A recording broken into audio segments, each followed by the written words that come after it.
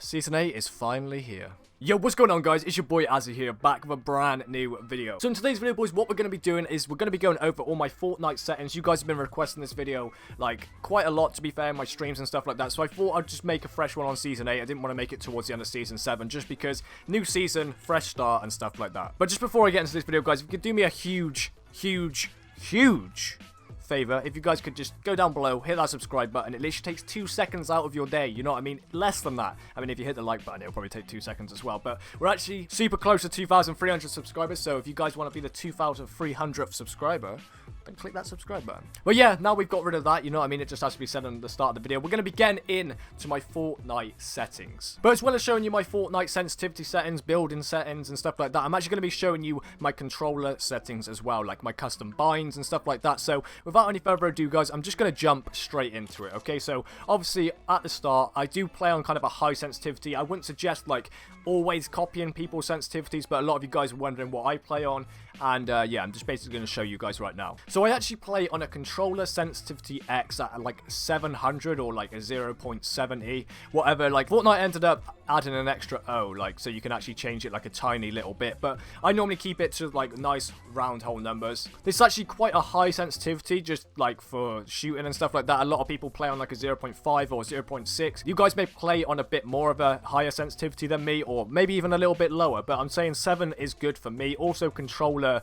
Y is the same. I don't really adjust them to kind of change one out the other. I normally keep them both the same because I don't want to be looking up faster than I can look to the side, you know what I'm saying? Also, with the controller targeting sensitivity, I actually changed that to a 7 as well. These kind of do vary, but this is mine going into Season 8. I've really been rocking these at the moment just because they seem to be the best for me. Controller scope sensitivity, I play on a 0.819, which, like I said, is still kind of fast, but it's just what I like to play on. Controller building sensitivity, I mess with this quite a lot, to be fair. Like, it sometimes goes up or sometimes goes down. All depends. At the moment, I'm basically rocking a 1.7. I'm going to try and take it up and up, because obviously, if you guys don't know, Fortnite had this update where you can just basically change the sensitivity between your building and change the sensitivity between just your shooting in Fortnite. And if you can just take your controller building sensitivity up as high as you can, like, don't try and take it all the way up straight away, but if you just gradually build it and build it and build it until you can't go up anymore, or you just kind of lose control of your builds or something like that, it'll make you such a better Fortnite player. Not saying that I'm the best, but it's just,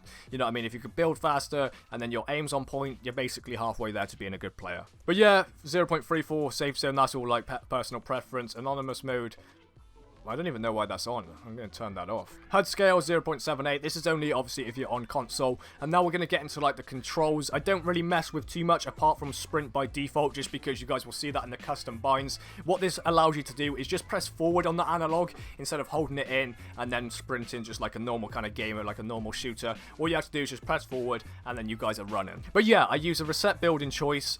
Aim assist obviously on. Edit mode aim assist, I turn that off because it just makes it faster to be able to edit. You guys will see that in my controller binds as well. Turbo building on, and there's not really too much more. I don't actually have auto pick up weapons on just because that's not for me. I'd rather just go there, press X over it. I do kind of mess with it sometimes, but Fortnite have been a bit buggy with it, and sometimes you can't always rely on it, so I just turn it off. The one last thing that we're going to cover in this one section is your builder pro build immediately. You guys need to turn this on if it's not, because it basically will just speed you up through building as well. So as soon as you press the LT button or RT, but yeah, as soon as you press LT or RT, you will just build instantly if you have this on. So it's kind of essential, especially within Fortnite console. Now we're going to move on to my combat controls. So right here, everything's the same apart from my L button, which is obviously the left analog, which is actually edit. So log to edit, just because it's a lot faster. I'm always on that. Like, I'm always pushing forward to be able to sprint. Obviously, sprint by default is on for that reason. So I'm always doing it. It's not very hard. All I got to do is just press it. It just allows me to edit a lot faster than what I used to be able to. I used to have it as B, and it used to just kind of mess with me. I'll be in a build fight and I'll press B to kind of like switch a build or move like over a little bit, and I just couldn't do it fast enough. So I ended up changing it recently to I changed it to left analog, which is just so much easier. I find it amazing, and I don't really mess with anything else like build controls. But yeah, I actually find it so much easier. I don't really mess with anything else. Obviously, combat controls is all the same. I actually have the auto sprint as well as right on the D-pad, just because it's a lot easier as well. Edit controls, nothing's changed there. Obviously, B to confirm, and then we're going to get into the dead zone, which I have mine on a 0.20 on both because it's just one of them things that I kind of just have always stuck with. I think this might even be default.